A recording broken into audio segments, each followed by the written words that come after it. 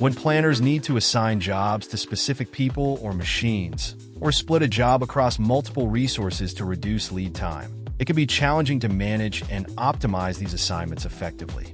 The shop floor solution simplifies this process by allowing you to assign a routing step to multiple resources simultaneously. Let's take a look on how it's done on the solution.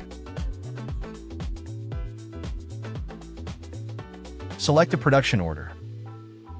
Click on Orders Ready here, and then Assign Resources. Here we see the routing of the production order is planned.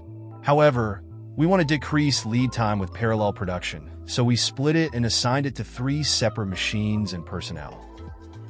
In this table, you are presented with the factory's resources. Choose the ones you want for the job, and by clicking OK, you have now split the production order. Now the production order number 15,000 has been split into 3 separate operations, 1, 2, and 3. Now the newly edited setting will be applied to the production order and will affect the planning as we requested and all in real time for any other to see.